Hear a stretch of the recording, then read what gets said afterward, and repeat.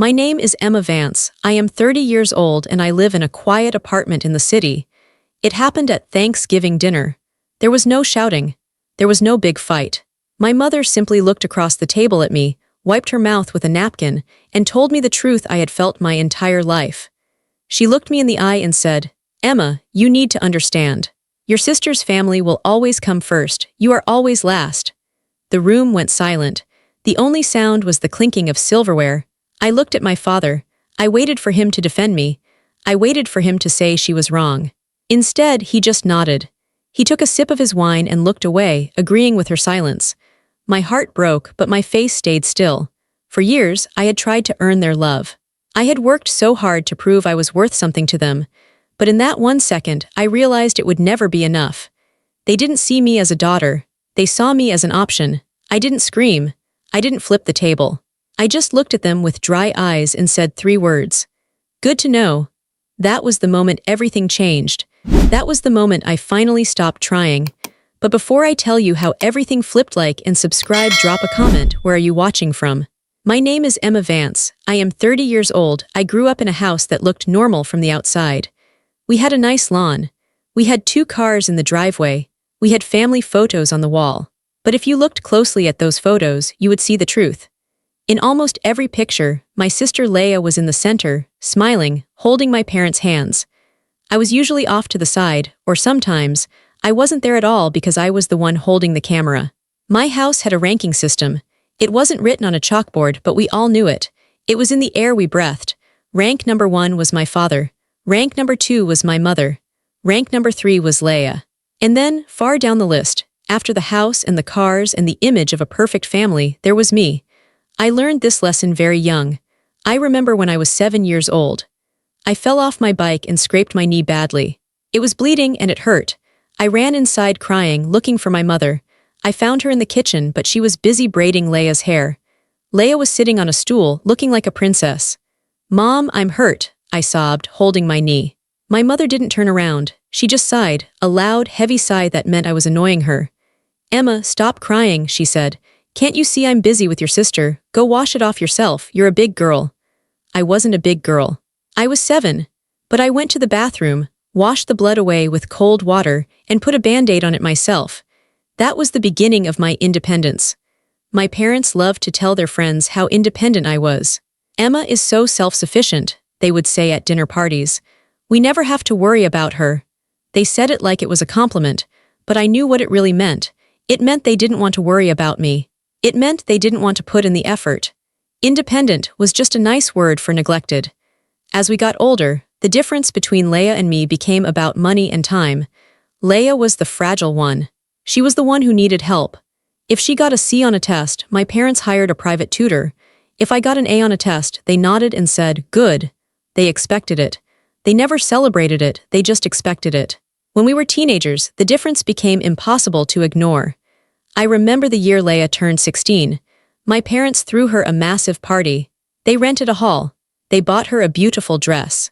And the big surprise at the end of the night was a car. It was a brand new white sedan with a big red bow on top. Laya screamed and jumped and hugged them. My father had tears in his eyes. "You deserve it, princess," he said. 2 years later, I turned 16. I came downstairs for breakfast, hoping for something special. My mother was drinking coffee. My father was reading the paper. "Happy birthday," my mom said, not looking up. "There are pancakes on the stove." That was it, no party, no car. When I asked about a car a few weeks later because I needed to get to my part-time job, my father laughed. "We can't afford another car, Emma. You have a job. You can save up for a used one. It builds character." So I did. I walked 3 miles to my job at a diner every day after school. I saved every penny. I bought a rusted, old car that smelled like cigarettes. I paid for my own gas. I paid for my own insurance. Meanwhile, Laya crashed her new car 3 months after she got it. My parents didn't get mad. They just bought her another one because she needed to be safe. The biggest blow came when it was time for college. Laya was 2 years older than me. When she got into a private university, my parents were ecstatic. They paid her full tuition. They paid for her dorm. They gave her a monthly allowance for clothes and parties. They said education was the most important thing. 2 years later, I got into a better university than Laya. It was a great school with a great program. I laid the acceptance letter on the kitchen table, waiting for them to be proud. My father looked at the tuition cost and frowned. "We can't do this, Emma." "What do you mean?" I asked. "You paid for Laya." "That was different," my mother said. "Laya needed the support.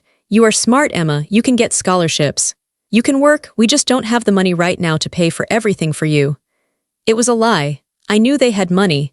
They had just bought a vacation timeshare. They just didn't want to spend the money on me, so I took out loans. Massive student loans. I worked 2 jobs while taking full-time classes. I worked in the library during the day and waited tables at night. I was exhausted for 4 years. I missed parties. I missed trips. I missed sleep. I remember moving into my dorm room freshman year. I drove myself there in my rusty car, my trunk full of cheap boxes. I carried everything up 3 flights of stairs by myself. I saw other girls with their parents. Fathers were assembling bookshelves. Mothers were making the beds and hugging their daughters goodbye. I set up my room alone. I sat on my bare mattress and ate a sandwich I had made that morning. I didn't cry. I had stopped crying when I was 7. I just hardened. I built a wall around my heart. I told myself I didn't need them. I told myself I was strong. But deep down, I wanted them to ask. Just once I wanted them to ask, "Emma, do you need help? Emma, are you okay? Emma, we are proud of you." They never did.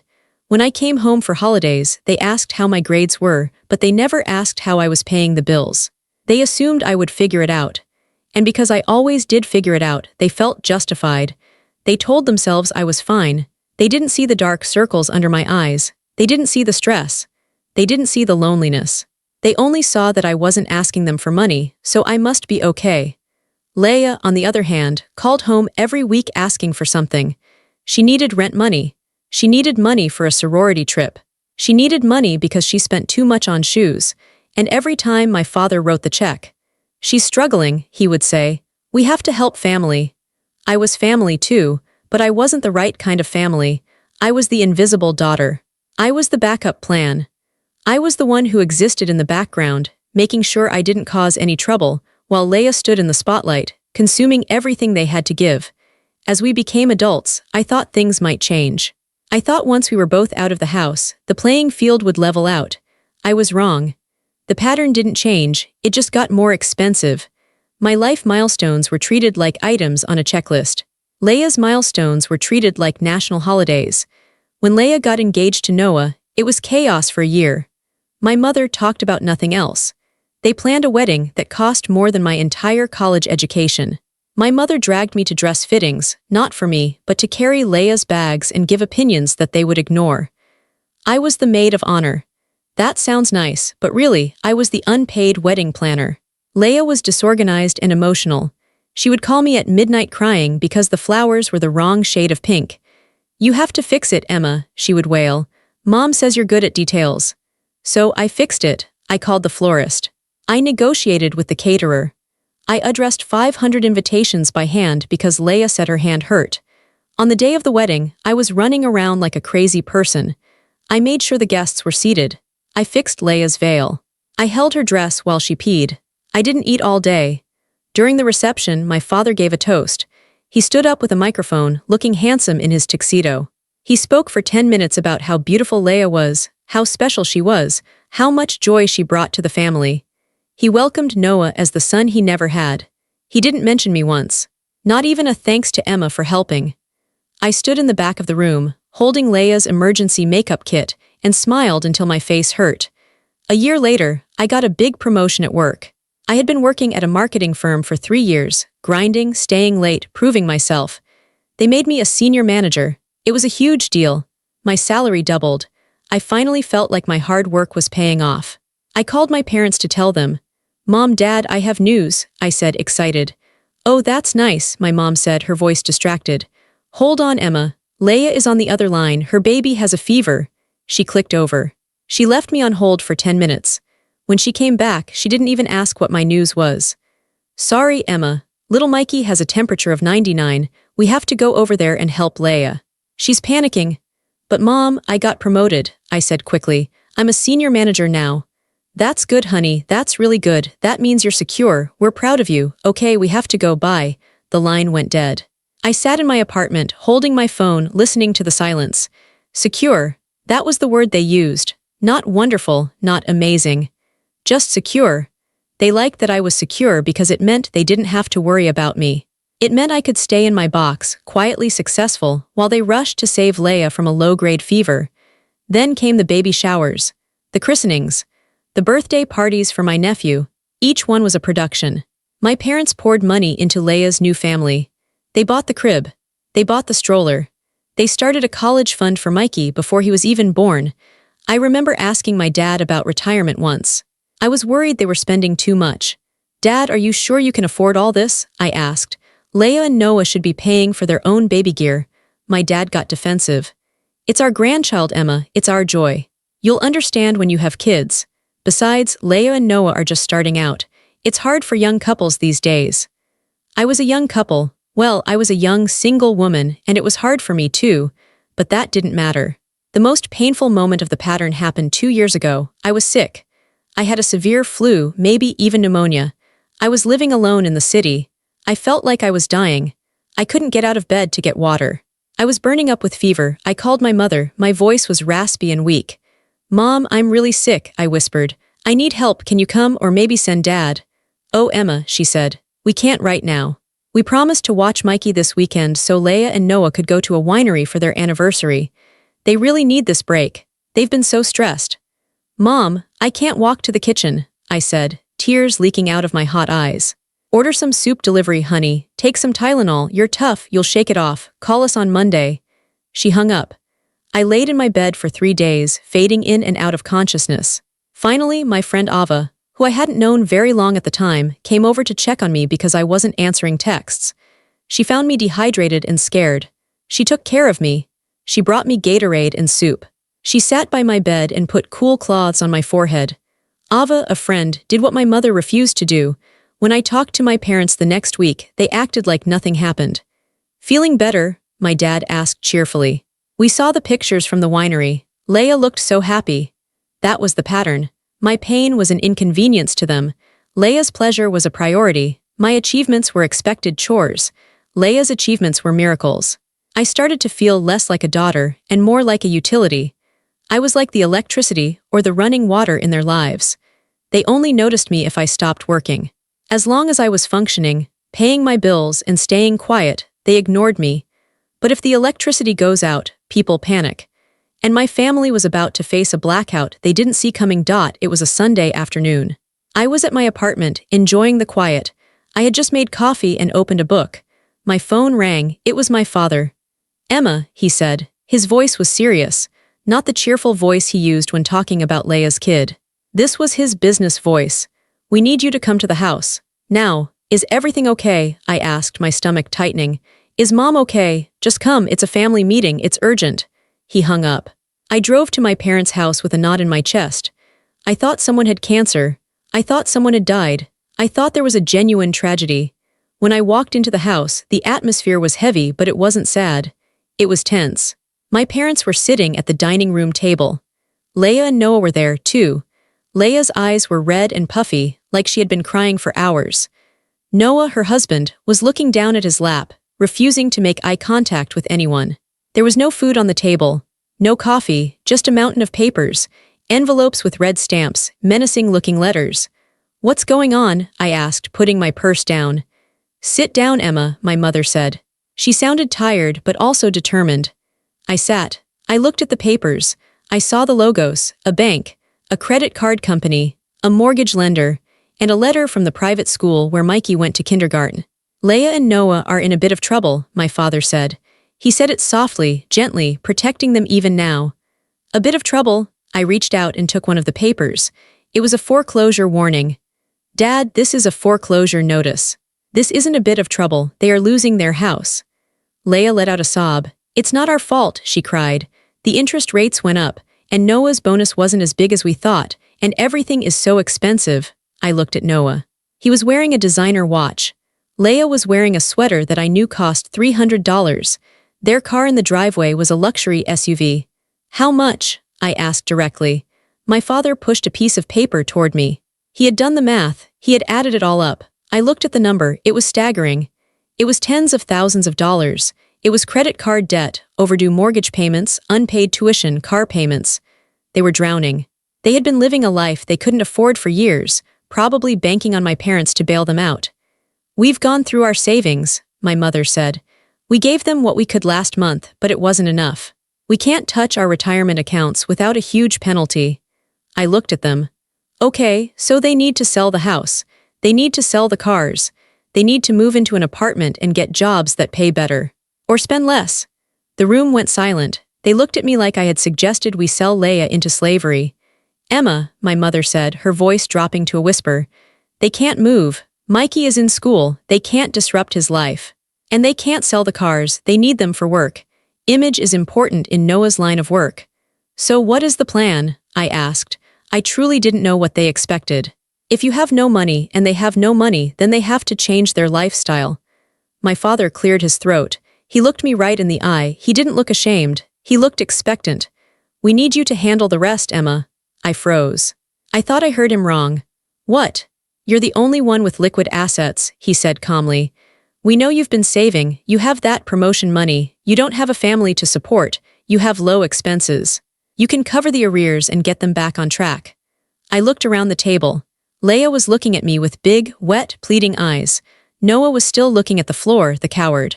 My parents were looking at me with that same expression they always had, the expectation that I would fix things. They didn't ask me. They didn't say, "Emma, would you consider helping?" They just presented it as the solution. Problem A. Laya has debt.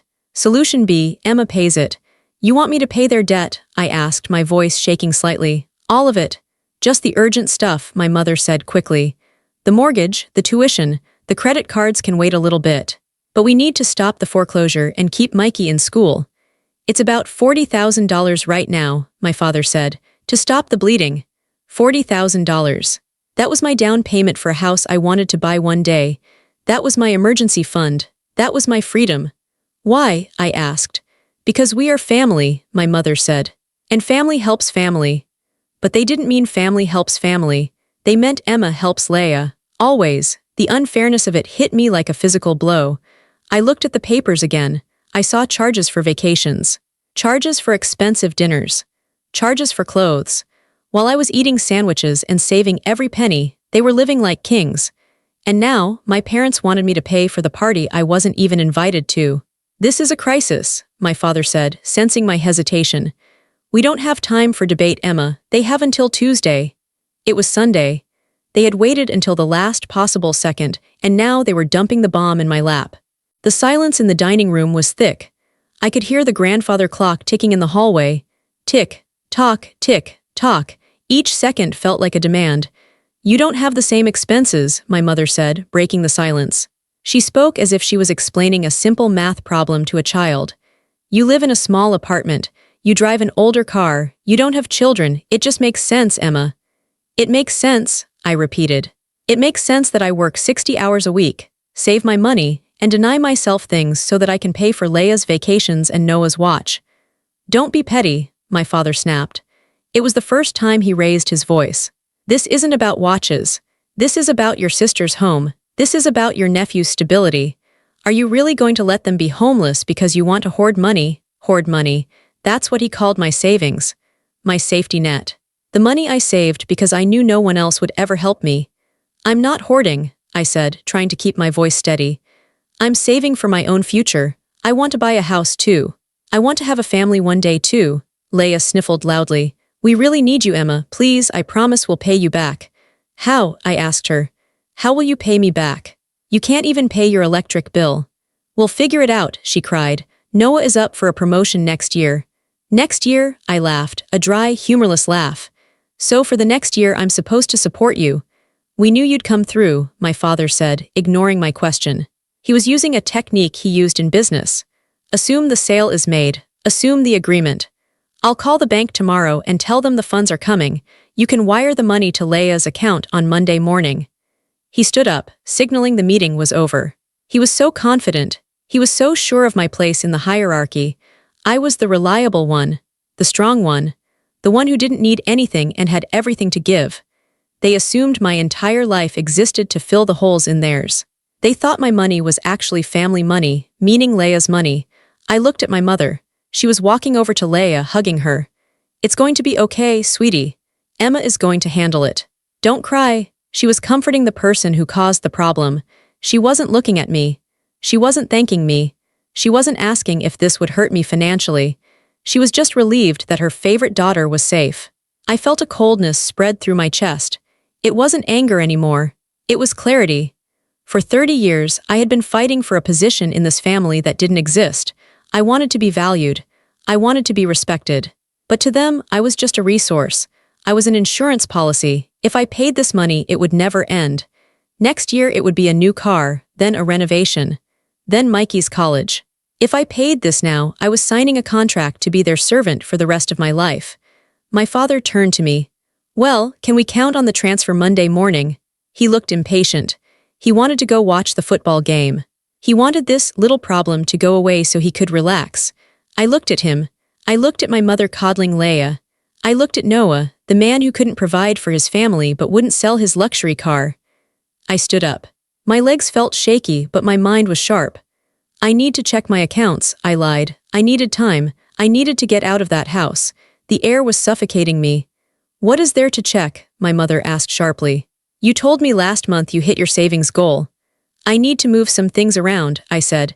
"It's a lot of money, Mom. I can't just snap my fingers." "Okay," my father said, "but don't take too long. Monday morning. It has to be there." "Give me 24 hours, I said. "Fine, 24 hours, he agreed. I grabbed my purse. I didn't say goodbye. I walked out the front door, down the walkway, and got into my car. As I started the engine, I looked back at the house. It looked so warm and inviting from the outside. But inside, it was a trap. I drove away. I didn't go home immediately. I pulled into a parking lot of a grocery store and just sat there, gripping the steering wheel. I realized something in that parking lot. They didn't love me. They loved what I could do for them. And if I stopped doing it, if I stopped being the good daughter who cleaned up the mess, they would hate me. But looking at my bank balance on my phone and thinking about the years of lonely birthdays and neglected milestones, I realized something else. I didn't care anymore. I wasn't going to just give them the money. I wasn't going to be the victim anymore. If they wanted my help, they were going to have to play by my rules. For the first time in my life, I held the cards. They needed me, I didn't need them. I put the car in gear. I wasn't going to my apartment. I was going to Ava's house. I needed a witness. And I needed a plan. I drove away from my parents' house with a strange feeling in my chest. It wasn't anger anymore. Anger is hot and messy. This felt cold. It felt like ice water running through my veins. For the first time in my life, I wasn't crying over them. I wasn't wondering what I did wrong. I was just calculating. I didn't go straight to my apartment. I couldn't be alone. If I was alone, I might talk myself out of it. I might convince myself that I was being mean, or that my father was right and I was hoarding money. I needed someone who saw the truth. I pulled into the parking lot of Ava's building. Ava had been my friend since college. She was the one person who knew everything about my family. She was the one who brought me soup when I had pneumonia, and my mother went to a winery. She was the one who listened to me cry on Christmas Eve when my parents forgot to save me a plate of food. I knocked on her door. It was Sunday evening. She was wearing sweatpants and reading a magazine. When she saw my face, she dropped the magazine instantly. "What happened?" she asked. She pulled me inside and locked the door. "You look like you've seen a ghost." "I think the ghost is gone," I said. I sat down at her small kitchen table. My hands were shaking, not from fear, but from the adrenaline of finally saying no. "They want $40,000, Ava, by tomorrow." Ava's eyes went wide. She sat down opposite me. "40,000 for what?" I told her everything. I told her about the family meeting. I told her about the foreclosure notice on the table. I told her about Noah's designer watch and Laya's tears. I told her how my father looked me in the eye and said, "We knew you'd come through." I told her how my mother hugged Laya and ignored me. When I finished, the room was silent. I could hear the refrigerator humming. "They are unbelievable," Ava said finally. Her voice was low and angry. "They aren't asking you for a favor, Emma. They are robbing you. They are taking your future to pay for Laya's past." "I know," I said. I looked down at my hands. "But if I don't help, they lose the house. My nephew loses his school. I can't be the reason Mikey is homeless." "You aren't the reason," Ava said sharply. "Laya and Noah are the reason. Your parents are the reason. You are just the cleanup crew. If you pay this, Emma, they will never stop." Next year it will be a car, then a vacation, then college. You will be their bank account until the day you die. I know, I repeated. That's why I need a plan. I told them to give me 24 hours. I took a deep breath. I'm going to give them the money, but not as a gift and not as a daughter. Then how? As a lender, I said. I'm going to treat this like a business deal. My father loves business. He respects contracts. He respects leverage. Well, right now, I have all the leverage. They are desperate. If they want my money, they have to agree to my terms. I opened my laptop. I need you to help me write a contract. For the next 6 hours, Ava and I turned her kitchen into a war room.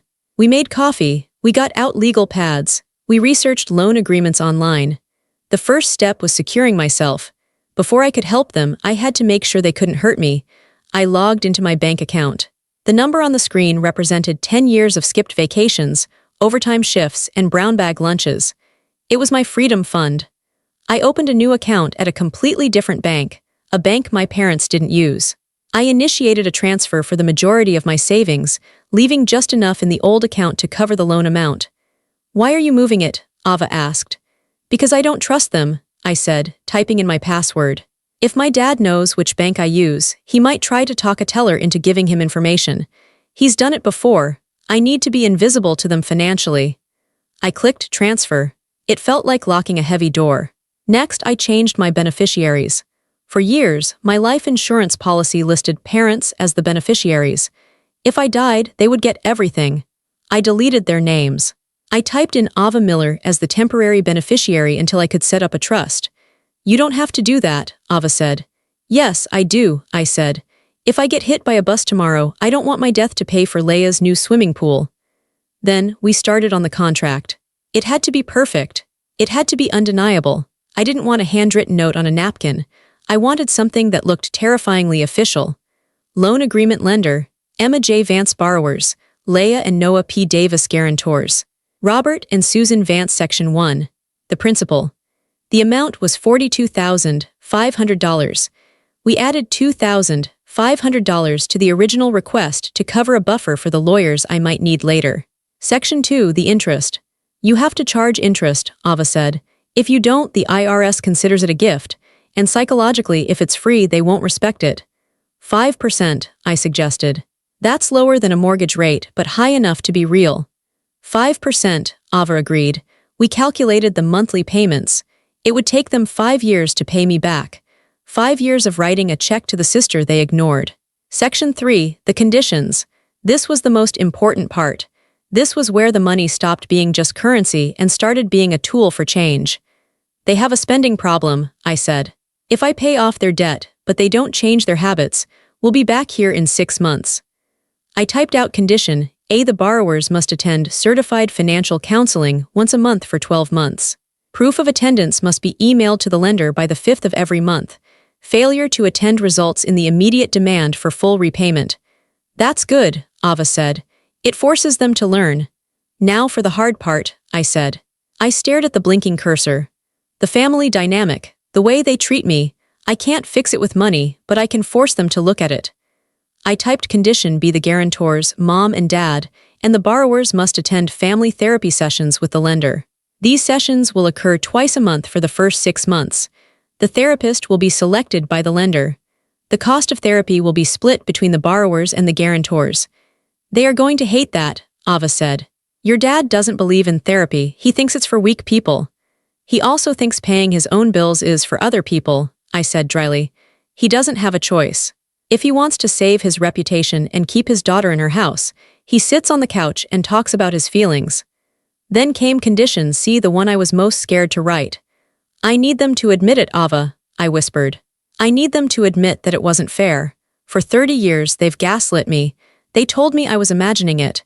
They told me I was just independent while Laya was needy. I need it on paper. I typed slowly. Acknowledgement of disparity. The guarantors and borrowers acknowledge that historically, financial and emotional resources within the family have been disproportionately allocated to Laya Davis, resulting in the neglect of Emma Vance. This loan is a corrective measure to prevent catastrophe, not a continuation of entitlement. The undersigned admit that previous support was unequal. I read it out loud. It sounded harsh. It sounded clinical, but it was the truth. Is it too mean? I asked. Ava shook her head. It's not mean, Emma, it's reality. They've been living in a fantasy world where they are perfect parents and you are just naturally self-sufficient. You are popping their bubble, that's not mean. That's necessary. We finished drafting at 2 a.m. I printed 3 copies, I put them in plain manila folders. I held the folder in my hand. It felt heavy, it contained my dignity. You can sleep here, Ava said. Don't go back to your apartment. They might come over. They might try to guilt-trip you before the deadline. She was right. My mother would probably show up at my door at 7 a.m. with muffins and a sad story. I slept on Ava's couch. I stared at the ceiling for a long time. I thought about the little girl I used to be. The girl who waited by the window for her dad to come home, only to watch him walk right past her to pick up Laya. The girl who learned to cook her own dinner at age 10 because mom was too tired after dealing with Laya's drama. I whispered into the dark room. I've got you, Emma. I'm taking care of you now. For the first time, I wasn't waiting for them to save me. I was saving myself. The next day passed in a blur of anxiety. I went to work, but I couldn't focus. Every time my phone buzzed, I jumped. My mother texted me 5 times. Emma, are you coming? Emma, the bank closes at 5. Emma, please don't let us down. I didn't reply. I let them sweat. I needed them to understand that my time was mine, not theirs. At 4:30 p.m., I left work. I drove to my parents' house. The sun was beginning to set, casting long shadows across the perfectly manicured lawn. From the outside, the house looked like the American dream. Inside, I knew it was a nightmare of debt and denial. My hands were sweating on the steering wheel. This was it. This was the moment I stopped being the doormat and became the door. I grabbed the manila folder and Ava, who had insisted on coming with me, squeezed my hand before I got out of the car. I'll be right here, she said. If you're not out in an hour, I'm coming in. I walked up the front path. I unlocked the door with my key, a key I realized I should probably give back after today. The house was quiet but tense. It smelled like stress, stale coffee, and nervous energy. I walked into the living room. They were all there. My father was pacing by the fireplace. My mother was sitting on the edge of the sofa, twisting a tissue in her hands. Laya and Noah were sitting at the dining table, looking like children waiting for the principal. When I walked in, the relief on their faces was immediate and insulting. They didn't look happy to see me. They looked happy to see the solution. Oh, thank God, my mother breathed. She stood up and reached for me. We were so worried. We thought maybe you changed your mind. I stepped back, avoiding her hug. I didn't change my mind, but the situation has changed. What do you mean? My father asked. He stopped pacing. He looked at my empty hands. Where is the check? We need to wire the funds first thing tomorrow morning. The money is ready, I said, keeping my voice calm and low. But we need to discuss the terms. Terms? Laya piped up. Her voice was high and whiny. Emma, we don't have time for this. We're going to lose the house. You might, I said. That depends on you. I walked over to the dining table and placed the folder in the center. It made a solid thud sound. Sit down, I told my parents. They hesitated. They weren't used to me giving orders. But the desperation in the room was palpable, so they obeyed. They sat. This is a loan agreement, I said. If you want the $42,000, you are going to sign this. A loan? My father frowned. He reached for the folder and flipped it open. Emma, we're family. We don't need contracts. We trust you. I don't trust you, I said. The words hung in the air. My mother gasped. Emma, that is a terrible thing to say. Is it? I looked her in the eye. You asked me to empty my life savings to pay for Laya's mistakes. You didn't ask if I could afford it. You didn't ask what I was saving for. You just assumed I would do it. That's not trust, Mom. That's entitlement. My father was reading the document. His face was turning redder by the second. 5% interest, he barked. You're charging your sister interest. You're trying to make a profit off her misery. The bank would charge her 7%, I said. I'm giving her a discount. And I'm losing the interest I would have earned if I kept that money invested. It's fair. This is ridiculous, Noah muttered. He finally spoke up. We can't afford monthly payments. That's why we're in this mess. Then sell the car, I said, pointing out the window at his SUV. Sell the designer watch you're wearing, Noah. If you want my money, you have to live like people who are in debt, not like people who just won the lottery. Noah shut his mouth. He looked down at his watch, ashamed. Keep reading, I said to my father. Section 4. My father flipped the page. He read silently for a moment, then he stopped. His jaw tightened. He looked up at me with cold, hard eyes. Therapy, he said. You want to mandate therapy? Yes, I said. Twice a month, all of us. We don't need therapy, my mother said quickly. We just need to get through this financial bump. It's not a bump, Mom. It's a pattern, I said. And I'm not funding the pattern anymore. If you want the check, you get in the car and go to Dr. Evans with me. And what is this? My father pointed to the bottom of the page. His finger was shaking. Condition C, acknowledgement of disparity. He read it out loud. His voice dripped with disgust. Financial and emotional resources have been disproportionately allocated to Laya. Emma has been neglected. He threw the paper down on the table. I will not sign this. This is a lie. We have always treated you equally. Did you? I asked. I felt a surge of power. I wasn't shouting, I was just stating facts. Who paid for Laya's college? That was different, my mother said automatically. Who paid for my college? I asked. Silence. Who got a car at 16? I asked. Silence. Who got a down payment for their house? I asked. Silence. Who was left alone with pneumonia because you wanted to go wine tasting? I asked. My mother flinched. We said we were sorry about that. You didn't, I corrected her. You said I was tough. You said I could handle it. That's not an apology. That's an excuse. I leaned forward, placing my hands flat on the table. I am not asking you to agree with me in your hearts, I said. I know you can't do that yet. I am asking you to acknowledge the reality of the money. You gave her everything. You gave me nothing. And now you are asking me for everything. If you want it, you have to admit that the balance is zero. This is humiliating, my mother whispered. She was crying now, tears streaming down her carefully applied makeup. You are trying to humiliate us in front of Laya and Noah. Humiliation is when the truth feels heavier than you expected, I said. I'm not humiliating you. I'm holding you accountable. You aren't used to it, so it feels like an attack. Laya looked at the contract. She looked at the foreclosure notice. She looked at her husband, who was uselessly staring at the floor. Dad, Laya said, her voice trembling. We have to sign it. Laya, my father snapped, have some pride. Pride won't pay the mortgage, Laya screamed. It was the first honest thing she had said in years. We are going to lose the house tomorrow. I don't care about the therapy. I don't care about the acknowledgement. I just don't want to be homeless. She grabbed the pen I had left on the table. She signed her name violently, the pen tearing through the paper. She shoved it toward Noah. Sign it, she hissed. Noah signed. Now it was up to my parents, the guarantors. If they didn't sign, the deal was off. My father looked at me. He looked for the little girl who used to seek his approval. He looked for the daughter who would do anything for a pat on the head. He didn't find her. He saw a woman who was tired, a woman who was done, a woman who had the checkbook. You've become very hard, Emma, he said quietly. It sounded like an accusation. I learned from the best, I replied. He picked up the pen. His hand hovered over the paper. He read the sentence again, the one that said he had neglected me. It hurt his ego. It hurt his image of himself as the perfect father.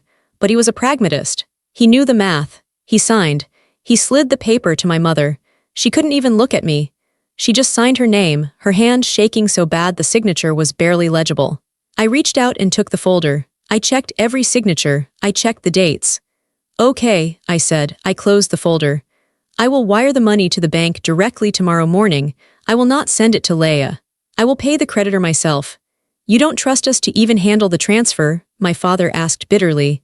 No, I said. I don't. I stood up. My legs felt light like I was floating. I'll email you the details for the first therapy session, I said. It's next Thursday. Emma, my mother said as I turned to leave. Will you stay for dinner? We ordered pizza. I looked at them. They were exhausted, angry, and ashamed. They didn't want me to stay for dinner because they wanted my company. They wanted me to stay so they could pretend everything was normal. They wanted to smooth it over. No, I said. I'm going to go have dinner with Ava. But we're celebrating, my mother said weakly. We saved the house. You didn't save the house, I said. I did. I walked to the door. I didn't look back. I walked out into the cool evening air. Ava was waiting in the car. When she saw me, she unlocked the doors. I got in and slammed the door shut. The sound was final. Did they do it? Ava asked. They did, I said. I tapped the folder on my lap. I own them now. I started the car. As we drove away, I looked in the rearview mirror. The house was still there. The lights were on. It looked the same. But I knew that inside, everything had broken. And for the first time, I wasn't the one picking up the pieces. Driving away from my parents' house felt different than any other time I had left them. Usually, when I left their house, I felt heavy. I would drive home replaying every insult in my head, wondering why I wasn't good enough, wondering why they didn't ask about my day. I would usually cry on the drive home. This time, my eyes were dry. My hands were steady on the wheel. The car was quiet. Ava was sitting next to me. She didn't say anything for the first 10 minutes. She just let me drive. She knew I needed the silence. We pulled into a diner about 5 miles away from my parents' neighborhood. It was a place I used to go to in high school when I didn't want to go home. We walked in and sat in a booth in the back. The vinyl seat was sticky. The air smelled like fried onions and coffee. It was the most comforting smell in the world. The waitress came over. "What can I get you girls?" "Coffee," I said, "black and a slice of cherry pie." "I'll have the same," Ava said. When the waitress left, Ava leaned across the table. She looked at the manila folder that was sitting on the table between us. It contained the signed contract. It contained the proof that my family was exactly who I thought they were. "You did it," Ava said softly. "I didn't think they would sign it. I thought your dad would tear it up." "He wanted to," I said. I ran my finger along the edge of the folder. "He really wanted to throw me out, but he did the math. He realized that his pride was expensive, but foreclosure is more expensive." "How do you feel?" Ava asked. I thought about the question. How did I feel? I searched for sadness. I searched for guilt. I searched for that familiar feeling of being the bad daughter. It wasn't there. "I feel distinct," I said. "That's the only word for it. For 30 years, I felt like I was just an extension of them, like I was their extra limb that they could use whenever they wanted. Now I feel like I've been cut off. And it doesn't hurt. It just feels clean." The coffee arrived. I wrapped my hands around the warm mug. "They are going to try to break the contract, you know," Ava warned me. "Tomorrow morning, your mom is going to call. She's going to act like tonight didn't happen. She's going to try to soft-pedal the conditions." "I know," I said, "but I have the money. I haven't sent it yet. Until the bank transfer is confirmed, I still have the power." We sat in the diner for 2 hours. We didn't talk about them the whole time. We talked about work. We talked about a movie we wanted to see. We talked about Ava's cat. It was normal. It was the kind of conversation people have when they aren't carrying the weight of a dysfunctional family on their back. When I finally got back to my apartment that night, the silence was welcoming. I put the folder in my fireproof safe. I locked it. I checked my phone. I had 3 missed calls from my mother. I didn't listen to the voicemails. I turned my phone off. I took a hot shower, washing off the stress of the day. I put on clean pajamas. I got into bed. For the first time in my life, I didn't worry about whether they were mad at me. I knew they were mad, and I didn't care. The next morning at 8 a.m., I turned my phone back on. The texts flooded in. "Mom, Emma, please call me. We need to coordinate the transfer." "Mom, your father is very upset. You were very harsh last night." "Laya, bank calls open at 9. Please don't forget." I didn't reply to any of them. I sat down at my laptop with my coffee. I logged into my bank account. I saw the number. $42,500. It was a lot of money. It was my safety net. It was the money I had saved by eating ramen noodles and skipping vacations. It hurt to look at it. It hurt to know that I was about to give it to people who had never bought me a birthday present worth more than $50. But then I looked at the scanned copy of the contract on my desk. I looked at the signatures. I wasn't giving it to them. I was buying my freedom. I entered the routing number for the mortgage lender. I didn't send the money to Laya's personal account. I wasn't going to let her touch it. I paid the debt directly. "Confirm transfer," the screen asked. I clicked yes. The money vanished from my account. I felt a physical pinch in my stomach. But then I felt relief. It was done. The leverage was executed. I sent one group text to Mom, Dad, Laya, and Noah. The funds have been sent directly to the lender. The foreclosure is stopped. The first therapy session is scheduled for next Thursday at 6 p.m. Dr. Evans' office. Do not be late. I put the phone down. 10 minutes later, my phone rang. It was my mother. I stared at the screen. I knew what this call was. This was the testing the boundary call. She wanted to see if I was still the banker or if I had gone back to being Emma. I answered. "Hello." "Hi, honey," my mother said. Her voice was bright, cheerful, completely fake. It was the voice she used when she wanted something.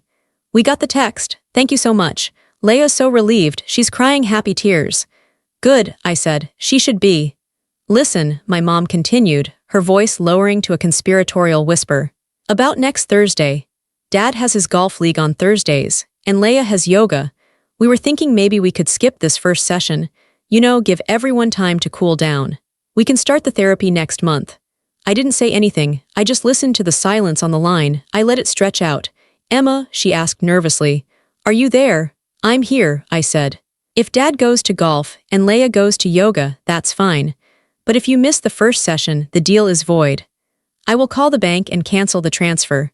Or, if it's too late for that, I will sue for immediate repayment of the full amount plus legal fees. It's in the contract, Mom. Breach of contract triggers immediate repayment. You wouldn't do that, she said. She sounded shocked. You wouldn't sue your own father. I absolutely would, I said. My voice was calm. I am not your daughter right now, Mom. I am the lender. Does the bank care about Dad's golf game? No, she whispered. Then neither do I. Thursday, 6 p.m. Okay, she said. She sounded small, defeated. We'll be there. Good. Have a nice day. I hung up. My hands were shaking a little bit. It was hard. It went against every instinct. I had to be nice, to be accommodating, to be the good girl. But I reminded myself that being the good girl had got me nothing but neglect. I went to work that day, and I felt taller. I walked into meetings and spoke up. I made decisions. I realized that the boundaries I was setting with my family were bleeding into the rest of my life. I was stopping the behavior of making myself small for other people's comfort. That evening, I went to the grocery store. I walked down the aisles. I bought expensive cheese. I bought the good wine. I bought flowers for myself. I ran into an old neighbor from my childhood street, Mrs. Higgins. Emma, she said, I saw your mother yesterday at the post office. She told me you guys are helping Laya out with her house. She said it's so wonderful how the family comes together. My mother was already spinning the story. She was telling people that we were helping Laya. She was taking credit for my money. Usually, I would have just smiled and nodded. I would have let my mother have her lie. Actually, I said to Mrs. Higgins, I gave them a loan. It's a business arrangement. Laya got herself into some trouble. Mrs. Higgins looked surprised. Oh, I see. Yeah, I said pleasantly. It's important to teach financial responsibility. Have a good night, Mrs. Higgins. I walked away. I didn't protect their secret. I didn't protect their image. The week passed slowly. I didn't visit them. I didn't call. Thursday arrived. I drove to Dr. Evans' office. It was in a medical building downtown. I sat in the waiting room. At 5:55 p.m., the door opened. My father walked in first. He looked angry. He was wearing his suit, looking stiff and uncomfortable. He didn't look at me. He walked straight to the magazine rack and pretended to read. My mother walked in next. She looked anxious. She gave me a weak, pleading smile, like she wanted me to tell her it was all a joke. Laya and Noah came in last. They looked like teenagers who had been grounded. Laya was sulking. Noah looked terrified. Hello, I said. Hi, my mother whispered. Let's go in, I said. We walked into the therapist's office. There were 5 chairs arranged in a circle. I sat in the chair that faced the door. I sat with my back straight. My family sat down around me. They looked at the floor. They looked at the walls. They looked anywhere but at me. Dr. Evans walked in. She was a woman in her 50s with sharp eyes and a kind face. She sat down. She looked at all of us. So, she said, I have read the contract that brings you here. It is quite a unique document. She looked at my father. Robert, she said, why are you here today? My father cleared his throat. I'm here because my daughter forced me to be here. I see, Dr. Evans said. She turned to me. Emma, is that true? Yes, I said. I forced them to come because they asked me for $40,000, and my condition was that we finally tell the truth. And what is the truth? Dr. Evans asked. I looked at my family. I looked at the people who had made me feel invisible for 30 years. The truth, I said, is that I am tired of being the invisible bank account. The truth is that they love Laya and they use me. And today the bill is due. The room was silent. And in that silence, I felt the final brick of the boundary snap into place. I wasn't trapped in the room with them. They were trapped in the room with me. Change is not a movie montage. It doesn't happen in a 3-minute song. It is slow, grinding, awkward, and painful. The first month was a disaster. The therapy sessions were basically shouting matches, or more accurately, my father shouting and me sitting calmly while Dr. Evans mediated. I have provided for you your whole life, my father yelled in the second session. I put a roof over your head. I put food on the table. How dare you say I neglected you? You provided the basics, Dad, I said calmly. That's the legal requirement of being a parent. I'm talking about support. I'm talking about interest. When was the last time you asked me what I do for a living? Specifically, he stammered. You work in business. Marketing? I'm a senior director of strategy, I said. I manage a team of 20 people. I told you that 3 years ago, you forgot. But you know exactly what Noah does, and he's been unemployed twice in the last year. That's not fair, he grumbled. It is a fact, Dr. Evans interjected. Robert, Emma is presenting you with data. You are reacting with emotion. Why does her success make you uncomfortable? It was grueling. I would leave those sessions exhausted. I would drive to Ava's place and just lay on the floor. Is it worth it? Ava asked me one night. I don't know, I said, but at least I'm not holding it in anymore. Every time I say it out loud, I feel a little lighter. The financial part was also rocky.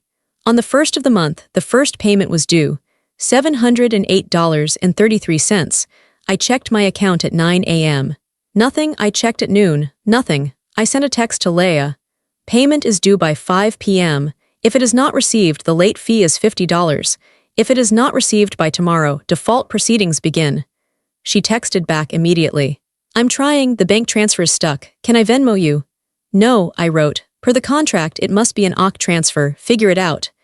At 4:55 p.m., the money hit my account. It was a small victory. But it was a victory. For the first time, Laya had to hustle to meet a deadline for me, instead of me hustling to save her. By the third month, things started to shift. The anger in the therapy room started to turn into something else. Exhaustion maybe, or resignation.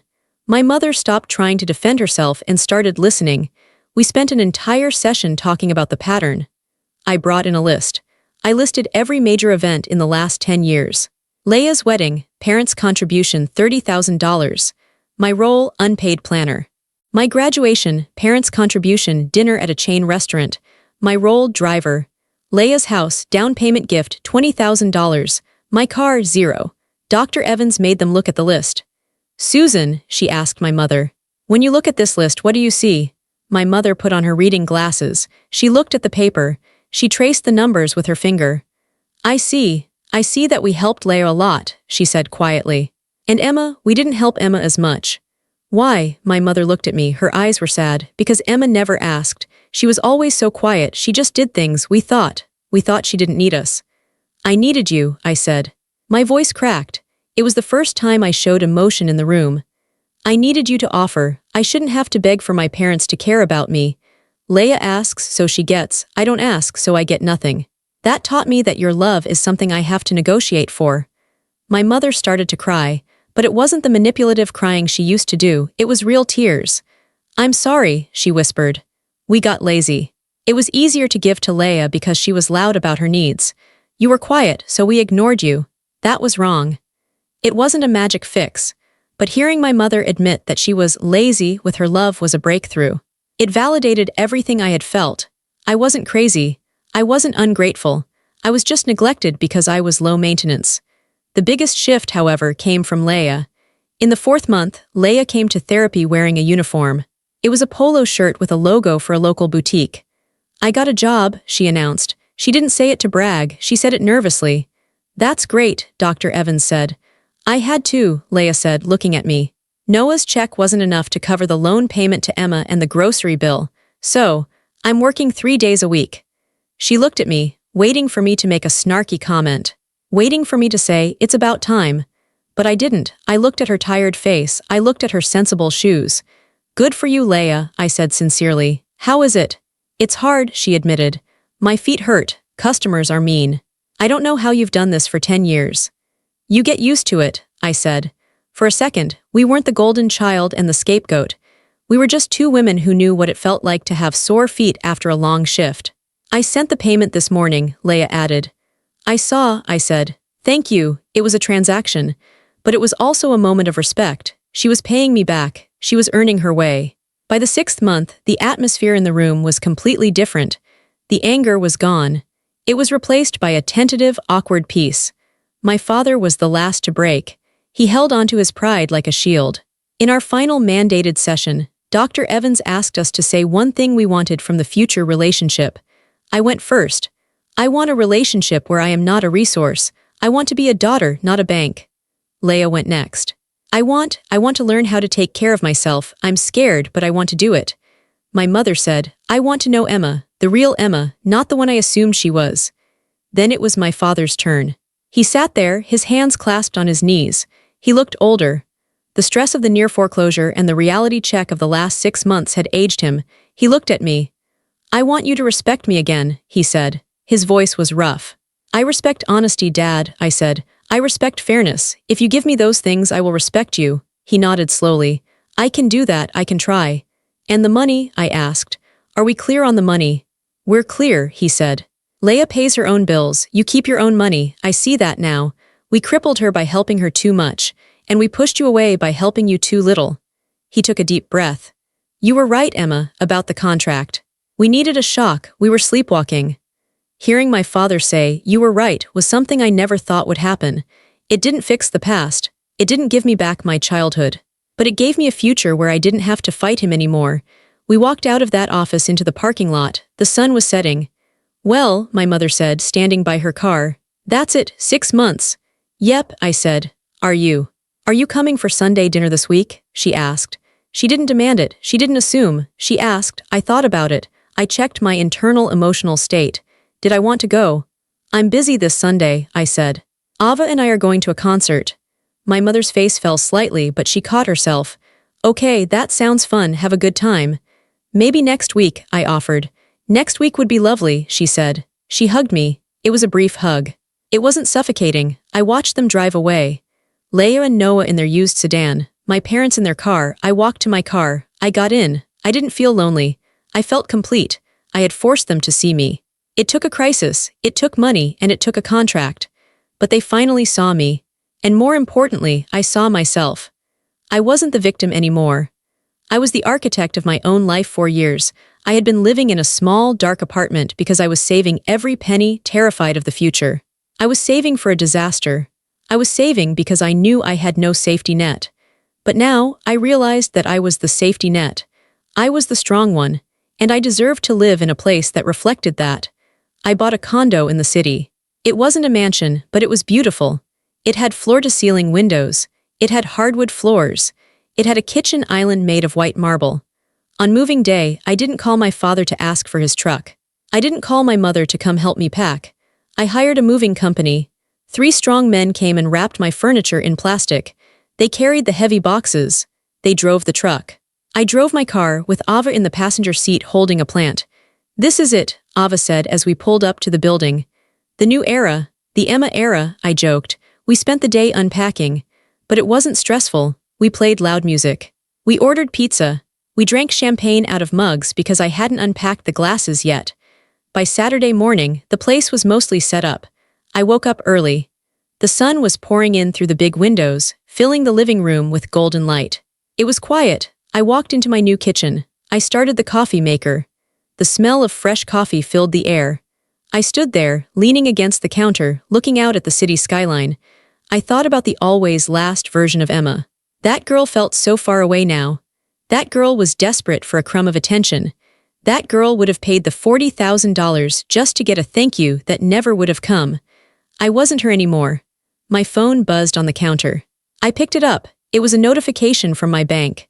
Incoming transfer, $708.33 from Laya Davis. Note, loan payment 7. I smiled. It was like clockwork now. Every month, the reminder that I had stood my ground.